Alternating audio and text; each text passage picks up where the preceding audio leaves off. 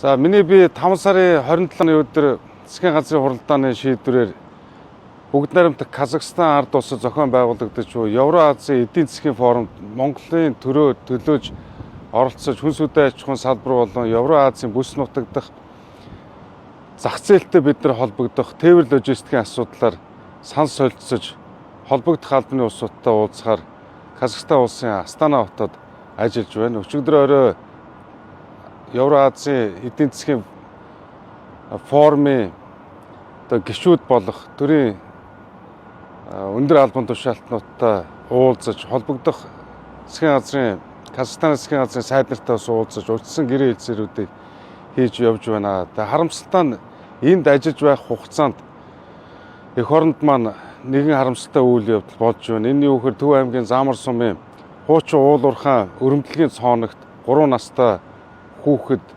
унж үүнийг аврах ажиллагааг бол манай онцгой байдлын уулуурхаан аврах тусгай анги мэргэжлийн удирдлагын дагуу бүгдээрээ ажиллаж байна.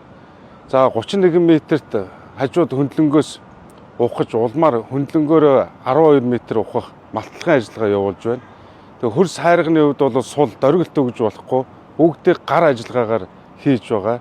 Тэгээ харамсалтай нэг цагт 20-35 м ухах ийм л бодит боломжууд байна. Энэ юу гэхээр 1 м-ийн өндөртөө 80 см өргөнтөө хөндлөн малтлага ойролцоогоор маркшедрийн тооцоогоор 12 м ухаж зорилттой газараа хүрэхээр манай мэргэжлийн улсууд ажиллаж байна. Дөргөлт өгж болохгүй шалтгаан нь юу гэхээр хөрслийн суралт манай аврах ангийн албан агчид бас ажил үргээ гүйцэтгэх боломжгүй өөрсдийнхөө амь насыг бас эрсдэлд оруулах ийм нөхцөл байдалтай ажиллаж байна.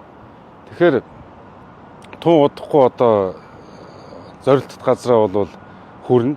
Хэдийгээр энд ажилтаа байгаа боловч ерөнхий сайд болон засгийн газрын гишүүд бид нар энд аль болох мэргэжлийн арга зүйгээр малтлагын ажил хийж байгаа улсуудад мэргэжлийн бус замаар заавар зөвлөгөө өгөхгүйгээр түүний удирдлагын дор бид нар бүгдээрээ анхааран ажиллаж байна. Энэ бүгдийг энэ асуудал санаа зовж байгаа бүх Монголын ард иргэдэд бас хэлэх нь зүйтэй байна.